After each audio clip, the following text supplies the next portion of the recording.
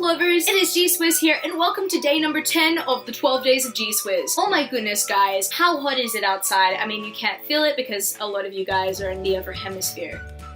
You guys are lucky. Today I will be talking about my top 10 female characters of 2017. Because it's really hot, I might, sound very hot and bothered, so I've got to get through this list pretty quickly. Let's do this. So number 10 on this list will have to go to Emika Chen from Warcross. As much as Warcross was not one of my favorite books of this year, Emika Chen really did kill it this year. First of all, we have, I think she was an Asian American protagonist, which is really cool, with rainbow hair. She's also a badass bounty hunter that will kick your butt. And that's what I really loved about her character so much. I'm really happy that we got to spend time with her. And I know that sometimes I was pretty frustrated in her because of her spending time with a certain character that I'm just like, that's a no-no. Either way, I'm pretty satisfied that she was the protagonist of the story. Number 9 on this list will have to go to Sameera from the Magnus Chase and the Gods of Asgard trilogy. Now, there are a lot of people that love other characters in this series, like Alex and Mallory Keene, and as much as I love them, Sameera was the one that stood out to me the most. She is a Valkyrie, for crying out loud. I really loved seeing the take on the Valkyries in this series as much as I loved seeing it in the Thor series. I mean, the Thor series, we didn't actually get too much of the Valkyries, but I'm really happy that in the Magnus Chase and the Gods of Asgard series, we got to explore the role of the Valkyrie, and I'm so satisfied with the role of the Valkyrie in here. And I love that she balances that out with her family life. She also comes from a Muslim family as well. To see the dynamic of her worshipping a god, but also serving the other gods, to her known as cosmic entities, was really awesome, and it was a very good complex to have in the series. And so that's what I really loved about this book series, because Rick Riordan actually went there. I appreciate Sameera so much, and I appreciate this book series so much. It was nothing short of amazing. Speaking about Norse mythology, my next character is from the Marvel side of the Norse mythology spectrum, and that is Lady Thor, also known as Jane Foster, if you guys don't know. So in 2015, the controversial comic of Jane Foster taking on the baton of Thor happened, and a lot of people were not okay with it. I thought that Thor died. I'm like, what? He reincarnated into a woman, and I didn't even know that it was Jane Foster. I thought he just reincarnated into a woman. It turns out Mjolnir chose Jane Foster. And I do have to admit, I love comic book Jane Foster, but Jane Foster from the movies was honestly trash. Her character was not written well. And I swear I'm one of the only people out there that is just so happy that she's out of the MCU. Actually, no, there are a lot of people that are happy that she's out of the MCU, seriously. And it's not because we have something against Jane Foster in general, it's just Natalie Portman did not enjoy playing her after a while, and you could kind of see that through her character, and also they really wrote her very poorly. So apparently Lady Thor in the comics was actually kind of a scheme to make sure that Jane Foster was kind of interesting in the movies, but turns out she was not interesting in the movies because she's not continuing on with the movies, and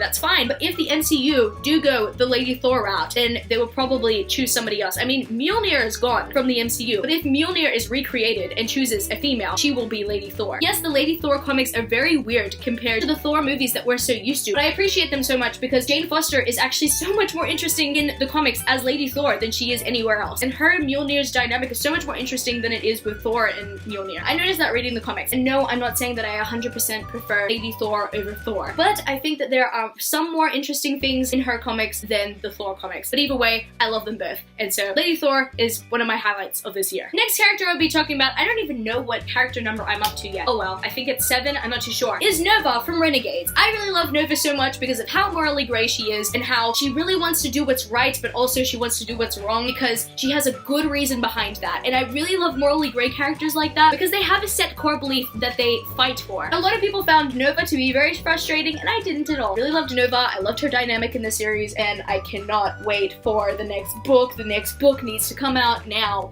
Next I'll be talking about a TV show character, and that will be Daisy Johnson from Agents of S.H.I.E.L.D. I just dropped her stand. Daisy Johnson is one of my favorite characters of all time now. She is amazing. I seriously love the way that she was written, and I love how the show was written as well. I love the female characters and the male characters in the series. They are all written so well, and their character arcs are seriously the best. Although, I'm not okay with some deaths. Daisy Johnson is a character that I've just really rooted for from the beginning, and I've really loved to see her blossom, and she's honestly blossoming so much right now. I'm so proud of her. I've just been so proud of her throughout the whole series. And now look where we are. We're at season 5. Crazy, right? The next character I'll be talking about is a movie character. And I'm gonna say it right now. This movie character, this female character, was the most well-done female movie character that Marvel has done this year. And that, my friends, is Valkyrie. You guys don't know if you guys haven't watched Thor Ragnarok yet. Valkyrie is introduced in Thor Ragnarok, and boy, She is amazing. Taika Waititi did such a good job introducing her as a female character. People keep on saying, oh yeah, she's the female companion to Thor, but no, she's like her own thing. What really bugs me, and I've been going on about this recently in our Marvel Squad live show and also on Twitter, is when people say that she is Jane Foster's replacement. She is not made to be Jane Foster's replacement, people. We don't even know if she is Thor's love interest yet. Comic book readers such as myself and a lot of other comic book readers out there suggest that she's actually Hulk's love interest. There are some things that I mentioned in our Thor Ragnarok live show to suggest that. Either way, I'm fine with who she ends up with. I really don't care. Valkyrie is her own character. I hate it so much when people hate her for the sole reason of them thinking that she is Jane Foster's replacement. Either way, if she was meant to be Jane Foster's replacement, she'd be the best replacement ever because Jane Foster sucked. But I hate it so much that people are hating on her because of that. She's so much more than a replacement. She is so much more than a companion. She brings the Valkyrie mythology into the story, first of all. Therefore, she goes through a character development arc throughout the story as well. Because in the Battle of Asgard, when they were fighting Hela, she literally lost everything. And in Thor Ragnarok, she goes through this amazing character development arc. She actually blossoms, and I cannot wait to see her in future movies because Thor Ragnarok was also technically her movie as well, and that's what I really appreciated about it. And as much as I loved Guardians of the Galaxy Volume 2, the female characters didn't actually blossom as much as they did in Thor Ragnarok, and nor Spider-Man Homecoming, but that was understandable because that's Peter Parker's origin. But honestly, her character was written so well, and she is so much more than a replacement, so people stop saying that she's Jane Foster's replacement, because she ain't a Jane Foster replacement. She's everything else and so much more. Whew, after going through that one, I have to say my next one will be Lila Bard, who actually reminds me of Valkyrie, by the way. I just love Lila Bard because she's so badass. And yes, I get frustrated with her just like I get frustrated with every character on this list at some point. She is so heartless and so reckless, but I technically love her for that. It's seriously crazy that I do, but I do. She's amazing. And I'm hoping she makes an appearance in the next trilogy that the Ishwab is going to be writing in this world, because this world is everything and I love it. Number 3 on my list will have to be Starcarter from The Hate You Give by Angie Thomas. Now this is a contemporary novel, and you might be thinking, G-Swizz, you've been using like all these badass fighters and then all of a sudden you use Starcarter. But guys, let me tell you, Starcarter is a fighter, and I appreciate her for that so much. She's willing to stand up and fight for the rights of her people. I don't even know how old she is. Is she 14 to 16? Around an age. And yet she really rises up, and I appreciate her for that, and I appreciate the story so much because it really encourages me to rise up as well. Number 2 on my list will have to be Sarai from Stranger Dreamer by Laini Taylor. Now, considering Laszlo was my first, people might be thinking, G-Swizz, why is Sarai your second?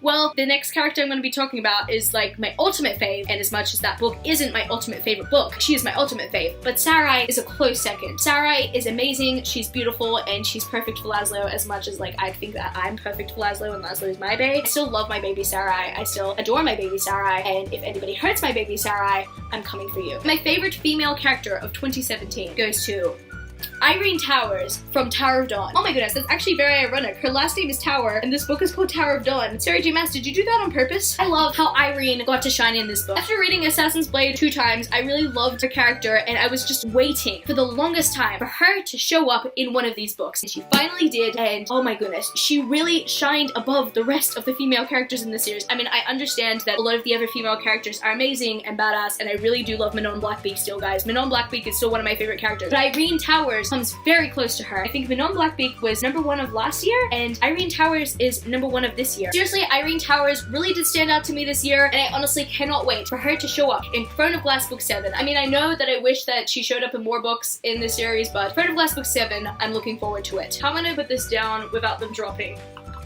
Okay, Valkyrie's dead. Daisy's dead. Lady Thor lives. So that's gonna be it for this video today, book lovers. You can follow me on my social medias. I'm at G-Swizzelbooks on Twitter and Instagram, and I'm also Goodreads. That's www.goodreads.com/G-Swizzle. I love you, book lovers, and I will see you later. Peace.